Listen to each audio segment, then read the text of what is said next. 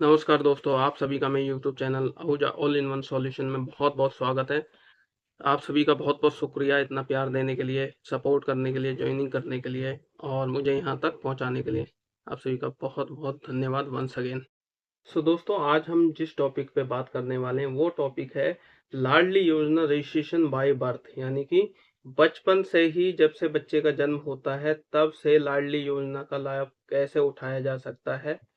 हम इसमें कुछ पॉइंट्स कवर करेंगे, जैसे कि कितना-कितना पैसा इसमें जमा होता है, दूसरा आवेदन कैसे करना है इसमें, उसके बाद परिपक्वता अवधि पूरी होने पर कितने रुपए मिलते हैं, यानी कि जब आपका बच्चा 10वीं पास कर लेता है या 12वीं में आ जाता है या 18 साल प्लस कर लेता है, तो उसको कितना बेनिफिट मिलता है फाइनल में जाके।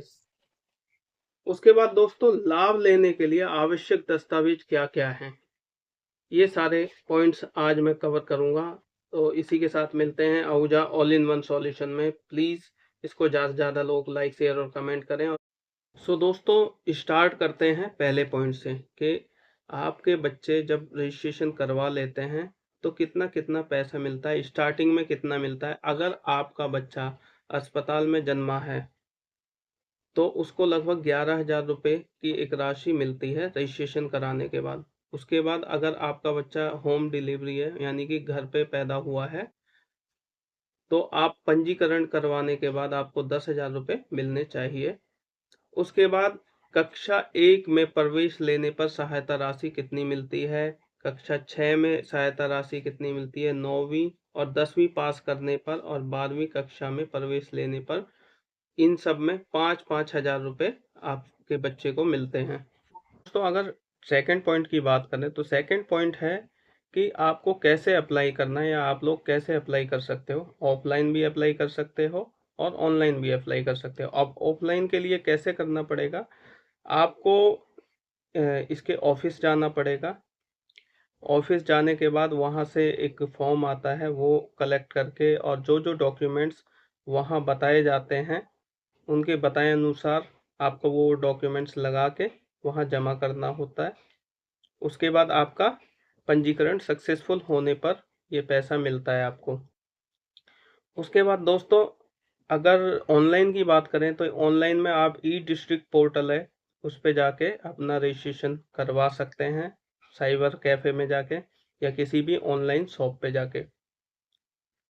सो दोस्तों अगर इस सुविधा के दस्तावेज की बात करें या आवश्यक डॉक्यूमेंट्स की बात करें तो सबसे पहला है निवास प्रमाण पत्र। अब निवास प्रमाण पत्र में भी बहुत सारे डॉक्यूमेंट्स आते हैं। अब निवास प्रमाण पत्र में क्या-क्या डॉक्यूमेंट्स आप लगा सकते हैं, सबसे पहला है दोस्तों राशन कार्ड। उसके बाद दूसरा जो निवास प्रमाण पत्र है वो है वोटर आई कार्ड। दोस्तों अगर थर्ड डॉक्यूमेंट की बात करें तो पानी का बिल, फोर्थ की बात करें बिजली का बिल और फिफ्थ पे आ जाता है टेलीफोन के बिल। ये सारे निवास प्रमाण पत्र जो थे वो लगभग 3 साल पुराने होने चाहिए किसी भी हालत में। अगर सेकंड डॉक्यूमेंट्स की बात करें तो आय प्रमाण पत्र, जिसमें पारिवारिक आय 1 लाख रुपए प्रति वर्ष से कम होनी चाहिए, या स्वयं घोषणा पत्र या एफिडेविट। यानी कि इसमें आप 3 चीजें दे सकते हैं। एक तो आप इनकम सर्टिफिकेट बनवा के दे सकते हैं, दूसरा एफिडेविट, या फिर एक सेल्फ डिक्लेरेशन फॉर्म आता है वो भी आप लगा सकते हैं। दोस्तों अगर आय प्रमाण पत्र की बात करें तो इसमें टोटल 3 हैं, एक बार फिर से समझा देता हूँ। पहला आप आय प्रमाण पत्र जिसको इनकम सर्टिफिकेट कहते हैं, दूसरा एफिडेविट बनवा सकते हैं 1 लाख से कम की, तीसरा सेल्फ डिक्लेरेशन फॉर्म वो भी आप भर सकते हैं। दोस्तों अगर थर्ड डॉक्यूमेंट्स की बात करें इसके लिए तो थर्ड डॉक्यूमेंट्स होता है जन्म प्रमाण पत्र, यानी कि बर्थ सर्टिफिकेट। अब बर्थ सर्टिफिकेट इश्यू कहाँ से होना चाहिए, एक तो एमसीडी है दिल्ली में या एनडीएमसी, इन दोनों संस्था से बना होना चाहिए, गवर्नमेंट संस्थाएं हैं दोनों ही। तो प्लीज़ इन दोनों से बना होना चाहिए, या बना नहीं है तो जल्द से जल्द बनवा लें इस सुविधा का लाभ उठाने के लिए। और नेक्स्ट डॉक्यूमेंट की अगर मैं बात करूं, बालिका के साथ माता पिता की ग्रुप फोटो, ये सबसे ज़्यादा मैंडेटरी है और ये होनी ही चाहिए। वैसे तो अगर आपका ग्रुप फोटो नहीं है तो आप खिंचवा लें जल्द से जल्द इस सुविधा का लाभ उठाने के लिए। उसके बाद 2 डॉक्यूमेंट्स ऐसे हैं, अगर आपके पास ना भी हो तो भी चल जाएगा, लेकिन फिर भी मैं आप लोगों को बता देता हूँ। एक तो SC ST OBC प्रमाण पत्र, अगर है तो आपके पास तो ठीक है, नहीं तो ये जितने भी डॉक्यूमेंट्स मैंने ऊपर बताए हैं वो सब आप लगा सकते हैं। उसके बाद माता पिता और बालिका का आधार कार्ड अगर है तो ये आपको लगाना है।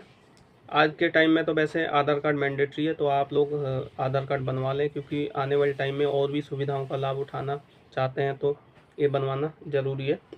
उसके बाद दोस्तों, अगर आप परिपक्वता की अवधि पूरे होने पर ये चाहते हैं कि कितने रुपए मिलते हैं, तो जल्दी से लाइक शेयर और कमेंट और इसके साथ ही सब्सक्राइब कर दें। अब मैं आपको बता रहा हूँ कि अगर आपकी अवधि पूरी हो जाती है, आपके बच्चे की अवधि पूरी हो जाती है, आपका बच्चा 10वीं पास कर लेता है या 18 साल का हो जाता है, लगभग 1 लाख रुपए ये गवर्नमेंट एज फंड होता है जो कि SBI के अकाउंट में जाता है, क्योंकि इसका पूर्ण रूप से जो संचालक है इस समय वो SBI है। तो SBI लाइफ इंश्योरेंस में ही ये सारे पैसे जाते हैं। तो दोस्तों, ये वीडियो कैसी लगी? आई होप अच्छी ही लगी होगी। तो प्लीज़ लाइक शेयर और कमेंट करें और ज़्यादा से ज़्यादा लोगों को शेयर करें और सब्सक्राइब करना ना भूलें। और अगर आप लोग चाहते हैं कि वास्तव में ये वीडियो ज़्यादा से ज़्यादा लोगों तक पहुँचे तो प्लीज़ बेल आइकन को ज़रूर दबाएं। थैंक यू सो मच, आप सभी का बहुत बहुत धन्यवाद। Thanks for watching. फिर मिलेंगे नेक्स्ट वीडियो में।